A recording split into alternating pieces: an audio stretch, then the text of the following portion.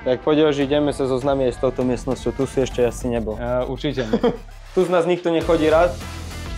Tu sa grillujú hráči, tam sa nechodí, tam sa vyhýbame. Tam mi potom vysvetlí, že taký dobrý travníkár, dal si mi rady a moja záhradka nevyzerá jak toto tu vôbec. Neverím, že si to natočil. Ahojte, ja som Martin Regali a spoločne s Jožkom Menichom vám predstavíme náš nový štadión. Poďte s nami. Hneď napravo máme to po ruke, wellness. Všetko je pripravené ešte z tréningu, všetko fachčí. Je tu vlastne výrivka, bazén so studenou vodou, sauna a tu si môžete fajne vyložiť nožky, fajne ako povedal náš Stanko Olejník v nejakom rozhovore. Odpočívareň. Asi Maxim Kučínsky, ten tu má prechodné bydlisko. A tuto sa nachádza naša práčovňa a legendárna pani Justinka, bez ktorej by tento klub nemohol fungovať. Ktorá tu pracovala, keď ja som začal, som mal 6 rokov. A už tu bolo podľa mňa zo pár rokov. Som sa vrátil v 30 a ešte stále tu je, to je neuveriteľné. Nezmenená samozrejme. Tak áno, možno ešte v lepšej forme. Tu ďalej môžeme pokračovať do kabíny. Tu z nás nikto nechodí rád. Tu sa grillujú hráči, tam sa nechodí, tam sa vyhýbame. Miestnosť trenérov a tu je to naše. Vítajte v našej šatni. Ešte stále je to v nejakom procese zhotovenia. Sú objednané fotky, aby sme vedeli, kde každý hráč sedí. Takže to sa bude ešte robiť. Momentálne tu pribudol tento krásny znak na stôl a vravím, stále je to ešte v procese nejakého zhotovenia, dokončenia. A všetci sme si tu popratali okrem našej letnej posily Miška Sipľaka. V Poľsku to za ňo asi robil niekto iný. Tu máme posilovňu alebo rozcvičovňu, kde sa chalani rozcvičujú. Po prípade tu máme aj silovú zložku s kondičným trénerom. Takže môžete tu vidieť, že sú tu nástroje, ktoré sa dali na stenu, pretože ten priestor není nejak veľký, ale kondičný tréner to vymyslel tak, že po cvičení sa to dá všetko zložiť, aby sme sa tu zmestili. Takže...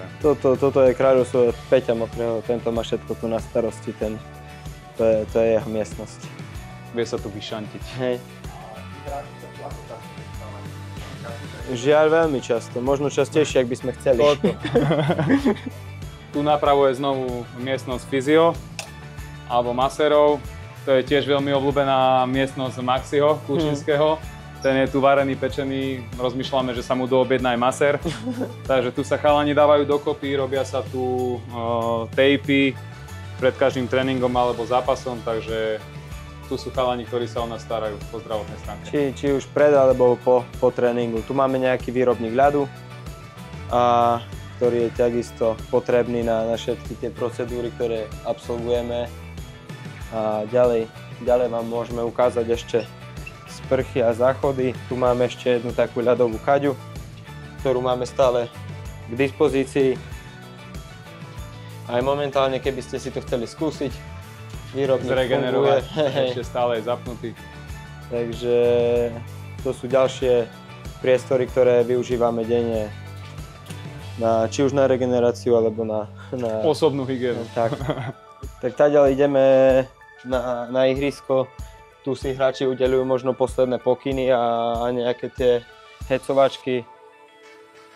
Tak ďalej to vychádzame na zápas, kde nás zatiaľ, chvála Bohu, stále ženie 6,5 000 divákov, za čo sme veľmi vďační. Verím, že to takto vydrží čo najdlhšie. A tá atmosféra zatiaľ fakt je to skvelé, tí fanúšikovia nám fandia už na rozcvičke, to som zažil málo kde, takže v tom je to zatiaľ výnimočné a akože pre mňa odchovanca fakt niečo špeciálne. Za to bránou je náš domáci kotol, naši Ultras. Tu máte možnosť vidieť, kde sedia naši najhlušnejší fanúšikovia, ktorí nás celý zápas ženú v každom zápase a sme za nich radi a verím, že ich s odstupom času bude stále viac a viac. Tu je naša lavička, na ktorej nikto nikdy nechce sedieť, lebo každý chce hrať. Tu niekde možno v týchto priestoroch nad lavičkou a trošku doľava sedia naše rodiny, naši najbližší, ktorí takisto nás podporujú celý zápas a držia nám palce. Novinári sedia tu, určite, kde sú tie stoly. A takisto to, čo je priamo pred nami, sú výpky a skyboxy sú všade tieto. Skyboxy sú balkóny, áno. Tie balkónové. Tak tu sú priestory pre VIP a prvýkrát, kedy sme my ako hráči boli v týchto priestoroch, bolo keď sme boli ukázať našim fanúšikom trofej za víťazstvo v druhej lige, takže určite máme na tieto priestory veľmi príjemné spomienky a verím, že také dokážeme aj našim fanúšikom v priebehu rokov vytvoriť aj my. A poďte s nami sa pozrieť na tie najlepšie sedadlá a najlepší výhľad na celom štadióne.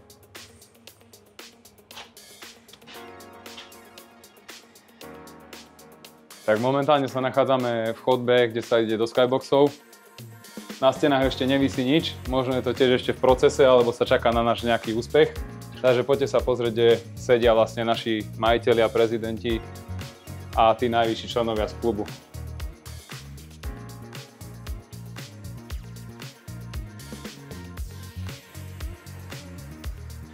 Tak beriem späť, toto sú najlepšie sedačky na celom štadióne.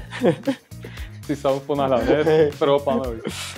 Tu môžete vidieť posledné pozostatky starého štadióna a takou zaujímavosťou možno je, že to občerstvenie, ktoré tam vidíte, tak ešte keď som bol malý, keď som so synom chodieval na futbal, tak tam som si kupoval klobasu a to je asi jediné, čo tu z toho štadióna ešte zostalo a sme radi, že už tu zostalo len to a máme nový, moderný štadión.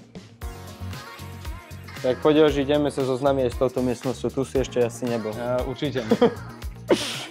Takže toto je kaplnka, ktorú nám spravili na štadióne. Samozrejme Prešov raz navštívil aj ešte nebojý pápež Janko Pavol II a dúfam, že nám prinesie šťastie. Ako sme sa teraz dozvedeli, ešte čaká na vysviecku, takže ešte ju nepoužívame tak, ako by sme mohli. Nevyužili sme potenciál na 100%. Ale aj to bude.